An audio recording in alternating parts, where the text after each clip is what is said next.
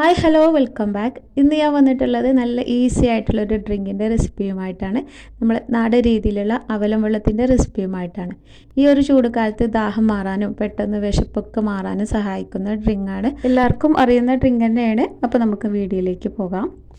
അപ്പോൾ ഇതാ ഒരു പാത്രത്തിലേക്ക് ഞാൻ നമ്മുടെ പഴത്തിൻ്റെ വലിപ്പത്തിനനുസരിച്ചിട്ട് എണ്ണം കൂട്ടക്കുറക്കൊക്കെ ചെയ്യുക. ഞാനൊരു 10-12 ചെറിയ പഴം ഒരു പാത്രത്തിലേക്ക് ചേർത്ത് കൊടുത്തിട്ടുണ്ട്. മൈസൂർ പഴമാണ് ഞാൻ ചേർത്ത് കൊടുത്തിട്ടുള്ളത്. പൂവൻ വേണമെങ്കിലും ചേർത്ത് കൊടുക്കുക.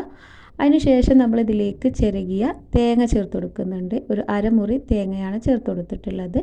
തേങ്ങ കൂടുതലുണ്ടെങ്കിൽ അത്രയും ടേസ്റ്റ് ഉണ്ടാവും. പിന്നെ ഇതിലേക്ക് ഒരു ടീസ്പൂൺ ചെറിയ ഉള്ളി കനം കുറഞ്ഞിട്ട് അരിഞ്ഞത് ചേർത്ത് കൊടുക്കുന്നുണ്ട്. അതിൻ്റെ ടേസ്റ്റ് ഇഷ്ടമല്ല എന്നുണ്ടെങ്കിൽ സ്കിപ്പ് ചെയ്യുക. പിന്നെ ഇതിലേക്ക് മധുരത്തിന് ആവശ്യമായിട്ട് ശർക്കരപ്പാനി അരിച്ചിട്ട് ചേർത്ത് കൊടുക്കുന്നുണ്ട്. അപ്പോൾ നമ്മൾ അത് എടുക്കുന്ന അളവിനനുസരിച്ചിട്ട് നിങ്ങൾ ശർക്കര കൂട്ടാൻ കുറയ്ക്കുകയും ചെയ്യുക. കല്ലില്ലാത്ത ശർക്കരപ്പൊടി ആണെങ്കിൽ അങ്ങനെ ചേർത്ത് കൊടുത്താലും മതി. ഇനി ഇതുപോലെ നന്നായിട്ടൊരു തവി വെച്ചിട്ട് ഉടച്ചെടുക്കണം. നമ്മൾ മിക്സിയിലിട്ടിട്ട് അരച്ചെടുക്കരുത്, അപ്പോൾ അത്രയ്ക്ക് ടേസ്റ്റ് ഉണ്ടാവില്ല. അപ്പോൾ ഇതുപോലെ ഒരു ഫോർക്ക് വെച്ചിട്ടോ അല്ലെങ്കിൽ ഇതുപോലെ ഒരു തവി വെച്ചിട്ടോ ഇതുപോലെ ഉടച്ചെടുത്താൽ മതി. അപ്പോൾ ഇതുപോലെ ചെറിയ ഒരു കഷ്ണങ്ങളോട് കൂടിയിട്ടാണ് വേണ്ടത് കടിക്കുമ്പോൾ, അപ്പോഴാണ് നല്ല ടേസ്റ്റ് ഉണ്ടാവുക.